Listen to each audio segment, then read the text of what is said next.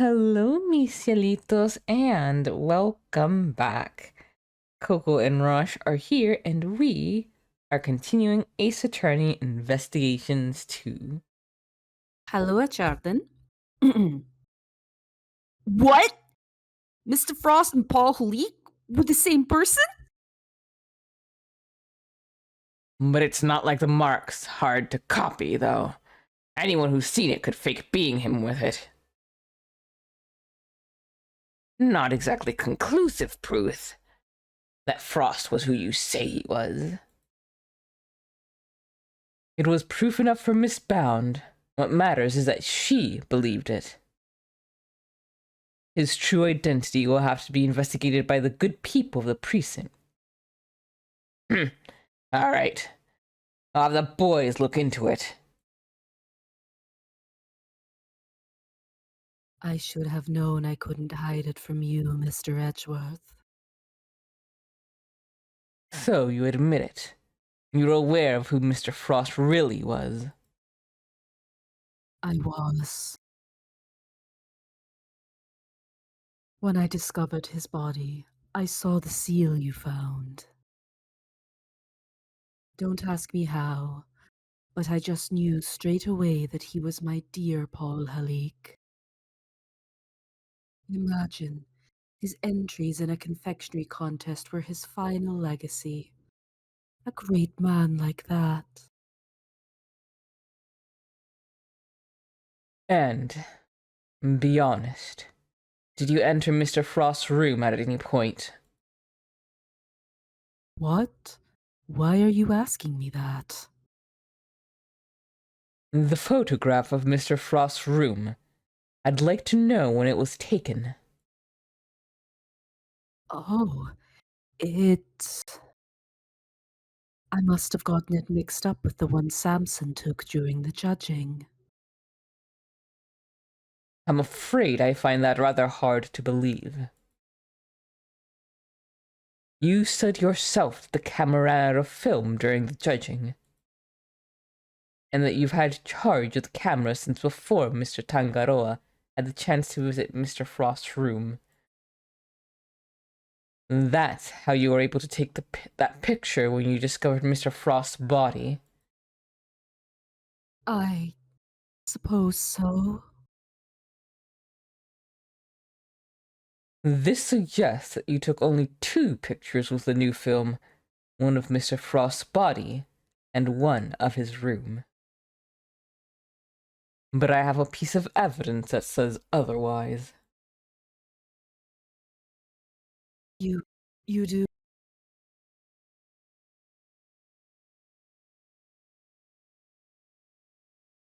Which piece of evidence contradicts the assumption that Miss Bound only took 2 pictures? I mean, it's got to be the camera, right? Let's see. Takes photos to develop instantly. A new film cartridge has 20 exposures, but there are only 3 remaining. Yeah.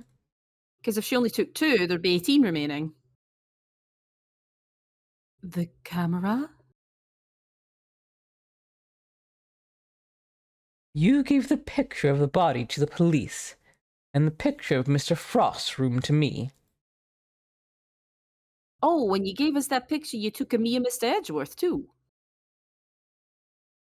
3 photographs in total, and yet the film cartridge in this camera only has 3 exposures remaining, out of a total of 20. You took more pictures, and I want to know of what. I'll need to see all the photos you took. Perhaps then we'll finally learn what you were really up to. It's just close-ups on those little Puto's butts on the fountain. Yes. I'm so sorry. I confess, I've been lying to you.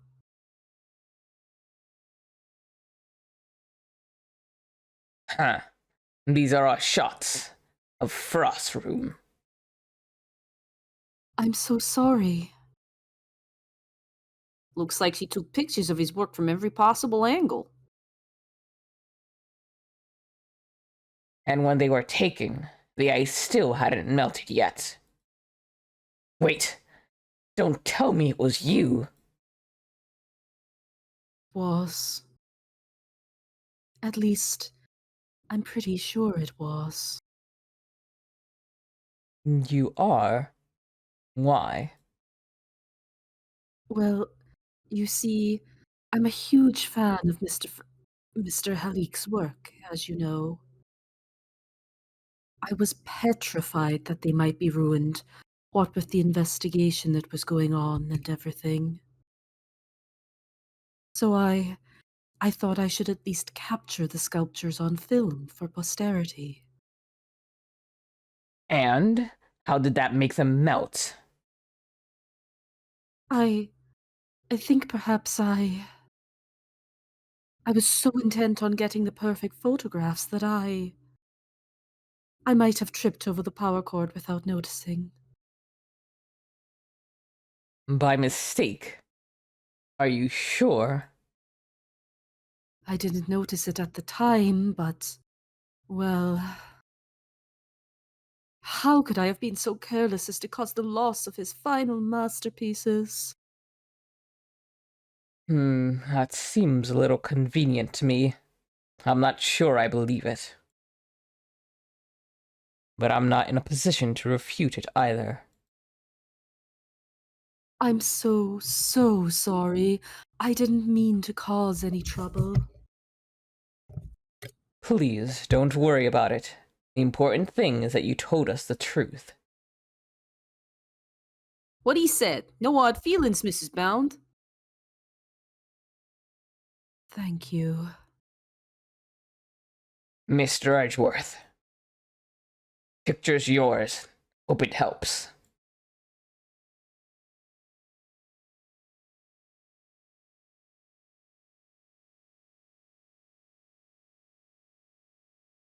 He's okay. He's fine. Are you infernal nuisances still here? You don't know when to give up. Linger for as long as you like. The answer is still the same. You're not part of this investigation.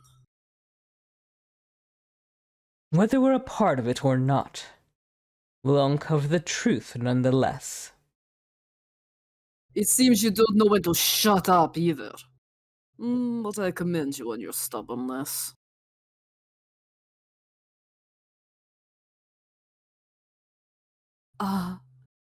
Mr. Von Karmer, I'm afraid I'm the one responsible for Mr. Frost's work melting. What? What is the meaning of this? I'm so sorry. And to you, Mr. Gusto. No concern of mine. I didn't do anything, and Mr. Von Karma agrees. Nothing at all, Mr. Gusto. You went into Mr. Frost's room, didn't you? Perhaps you could tell us why. His little kerchief being in the shape of a piping bag is so endearing. Sure, I was. Silence! You're not to give the attorney even the tiniest shred of information. Judy Bound, you're coming with me. I have reason to believe that you're an accomplice of the accused, Samson Tangaroa. No, I will be interrogating you personally, so you had better get your story in order. I understand. Wait, please! I'm not done questioning her myself. And you think I care because... Urgh. Bad gusto. And you, Scone. I have questions for all of you, and I expect answers. Hmm. Fine by me. Oh, you could at least ask me nicely, mannequins.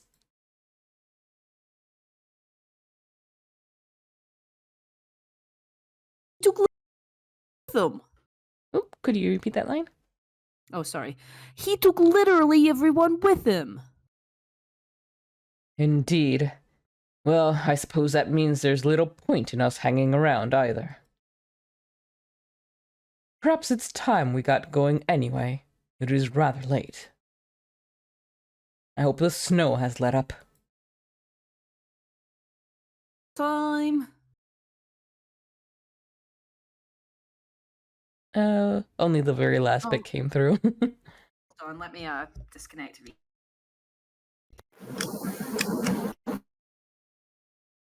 Can you hear me? Yes. Sorry for technical difficulties. You're right. Home time.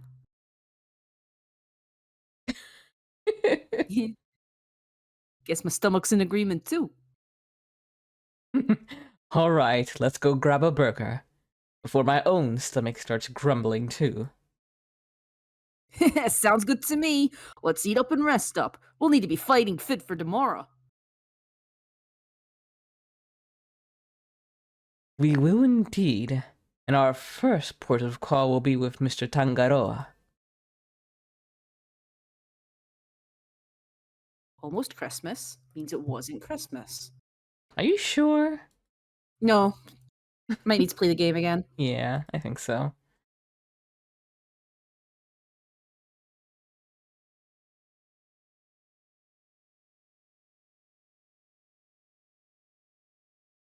December 25, 10 a.m. Detention Center. Visitors room. Hey, it's Miss Bound. Oh, Mr. Fender. Mr. Edgeworth. I'm so sorry about what happened yesterday. She looks rather tired. Has Mr. Von Karma finished interrogating you? Yes, though he really only seemed interested in how I melted those sculptures. Are you here to see Mr. Tangaroa too? Yes, I'm terribly worried about him.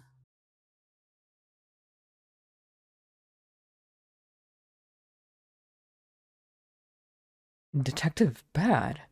What are you doing back there? Oh, I just happened to be here.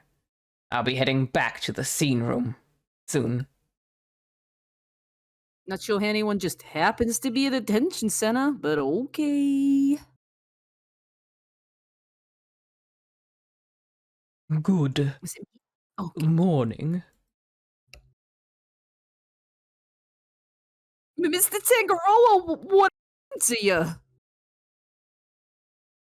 Oh, oh no. Samson, what did they do to you? They didn't seem to want me to sleep. I had no idea interrogations could be so involved. Sorry if I seem distracted. I think I'm a little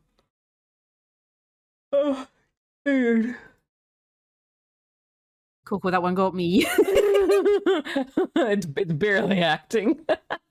They're not letting you sleep. That's not police work, that's torture. What's going on here, Detective Bad? I'm not the one doing the interviewing. It's the guy they put on the case before me.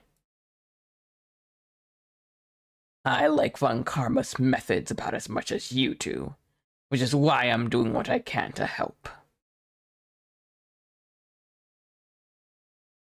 It was Detective Bad who got me out of there.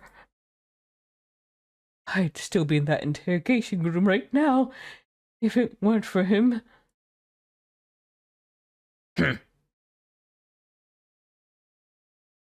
Detective Bad really is trying to look out for Mr. Tangaro in his own way, it seems.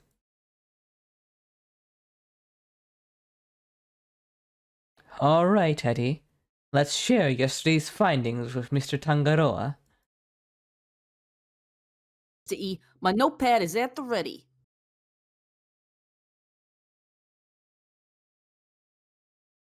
Mr. Tangaroa, we found out quite a bit if you'd like to hear it. Of course. Thank you. Hey, Mr. Tangaroa, you seem kind of spaced out. I'm fine. I think my blood sugar might be running a little low. Samson. Do we have anything that might give him a little energy boost?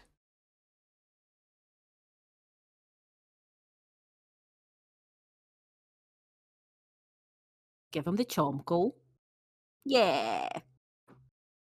Sorry, that's what my spouse calls chocolate. Oh, is it present? Maybe? Yeah. Yeah. Oh, is that chocolate? For me? Oh, those are the chocolates I wish I could just give them to you, Mr. Tangaroa. But, we presented this poor man enticed him with chocolate, and now we can't give it to him. Do you think Bad is in the corner just like really guiltily sucking that lollipop? Like, Yeah.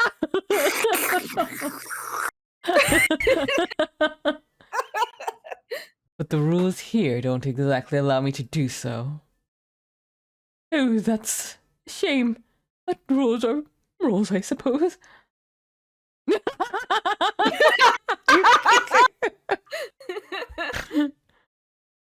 must be some way we can hand them to him. I hope Detective Pat is noting the meaningful look in his direction. He's making us sound like a drain cleaner over there.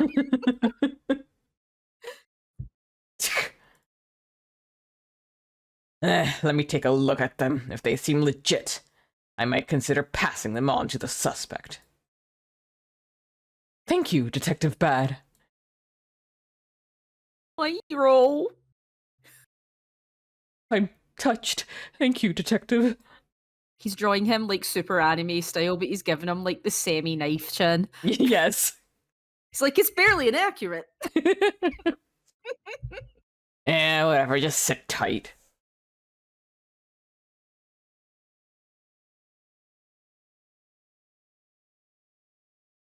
Here. You don't know how much this means to me. Yeah, keep it down, will ya? For both our sakes. Of course, Detective. I wouldn't wish to put your livelihood at risk. Now to sample these streets. Detective, I apologize for putting you in a tight spot. I didn't do it for you. It was my call. Guess you're not such a bad guy after all. Ew, the sweetness! I feel like a man reborn. Were they your handiwork, cutie? Yes, how were they?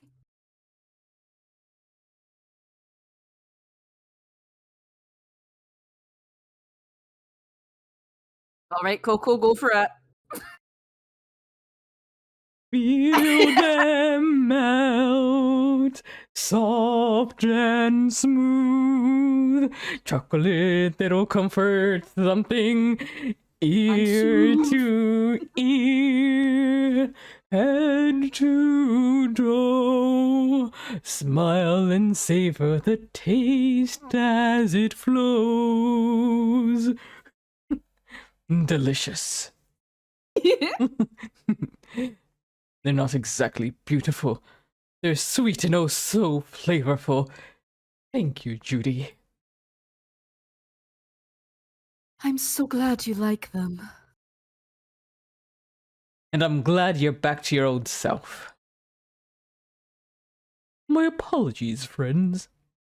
The food they serve here is just so flavorless. Between that and the lack of sleep, I was about ready to collapse from sheer despair. Wow. Is the food here really all that bad? Just the usual. French fries, ham sandwich, stuff like that. Yes, and yet I couldn't taste a thing. Anyway, I'm heading back to the scene.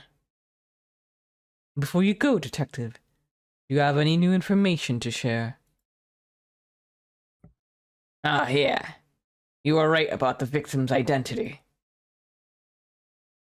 Ross worked as a sculptor in France, where he was known as Paul Halik. Artie Frost was Paul Halik. I never would have imagined. Poor Mr. Halik. So the famous French sculptor wasn't a Frenchman after all, huh?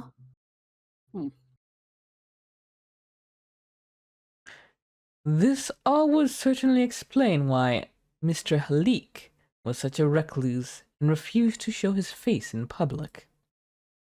He was busy working on his greatest masterpiece, apparently. Bunch of zodiac statues.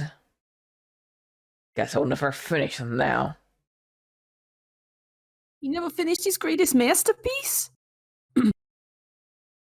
Nah, seems he was making statues for each season. But he never got around to the winter constellations. The winter constellations? You mean, Taurus and Gemini? So the two he made out of ice would have completed the set. Yeah, and now they're nothing but puddles. What a bummer. I'm so sorry. Oh no, Miss Bound, I wasn't blaming you. One last thing. Seems he had a bit of a spending habit when it came to his work. Every statue cost him millions to make. Which means he was always strapped for cash. We're checking to see if there's any chance someone caught in a debt. I guess not even famous artists are safe from money problems. Do you have any idea why he entered the confectionery contest? None. Guy didn't even tell his family. I see. Alright, I really gotta get going. I'll go fetch another card, but I can't be hanging around here any longer. Understood, Detective. We'll see you again shortly. I wonder if because he was a sculptor, not a confectioner, his stuff would have been really tasteless because they brought attention to Tangaroa not finding anything. Yeah. Anyway. He's a good man. He certainly is. And an uncompromising one. Somebody who can be trusted to stand up for what he believes in. And to scare the pants off of anybody new he meets.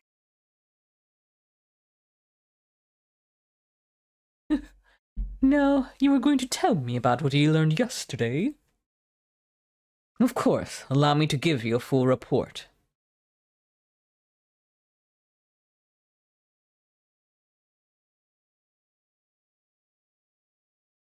Thank you for that, and allow me to apologize on Judy's behalf.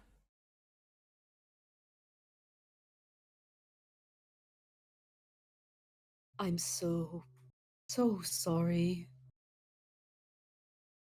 It's fine, Mr. Tangaroa. As I told her yesterday, the important thing is that we learn the truth in the end. Now, would you mind if I ask you a question or two? By all means, I'll gladly share all that I can.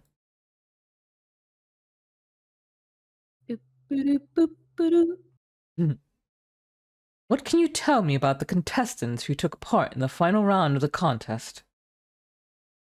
Let's see. There was Miss Scone. I loved her design concept. Unfortunately, her entry was in violation of the rules, and so I had to disqualify her. Mr. Gusto's creations were a perfect balance of flavor and design, at least up through the semi-final. But disappointingly, his entry for the final was subpar on both counts. And there was actually something a little unusual about his entry for the semi-final as well. Which was... it tasted identical to Mr. Frost's. Those two were definitely working together. Like, he was doing the sugar side of it and he was doing the design side of it, I guarantee you. And then they collaborated? What if we were two men and we collaborated on, like, a cooking confectionery challenge? Blushes. They may have looked different, but I could have sworn I was eating the same thing. Huh? And what exactly did his work look like? Oh, there should have been a photograph back at my mansion. I'll show it to you later, Mr. Edgeworth. Much appreciated, Miss Bound. But Mr. Frost's entry for the finals, that was truly sublime. So you were able to finish judging it? Even though his body had been discovered in the meantime? Yes, I wasn't aware of what had happened until after I'd completed my assessment. Mr. Frost wasn't in his room when I visited, so I took the liberty of sampling a bit. Part of the liar, I believe. I'd never tasted anything like it. It was like a dream. I was so moved that I burst into song. I'm sorry, but are you saying that the liar tasted good? I'd like to hear more about that if you don't mind.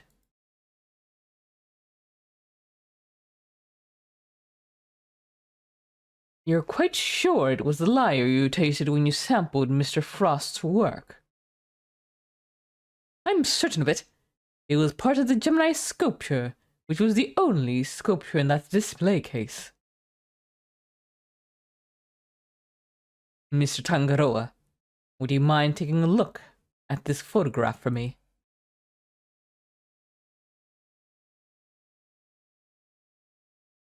So the part you tried was the lyre. One shown here without any strings. Oh, there were strings originally. That was the part I ate.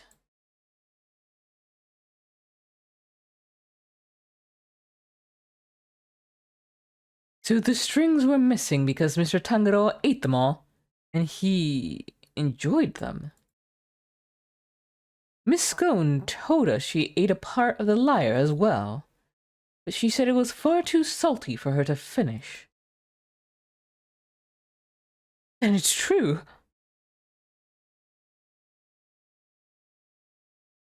The truth is, I've suspected for a while that there might be something wrong with my sense of taste. Something wrong? How so exactly? There's a taste disorder characterized by an inability to detect salty flavors. And I suspect I've been suffering from it. I eat so many sweet foods on a daily basis that it took a while for me to even notice. There's no denying it now. That would explain why the food here seems so bland to him. What? But your taste buds are your livelihood.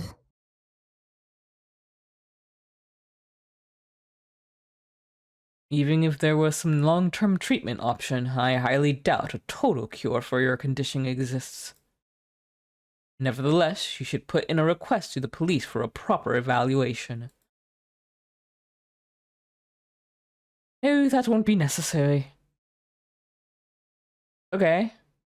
I have a recipe for your cure back at my mansion. You do? I do. You can take a look at it for yourself if you like.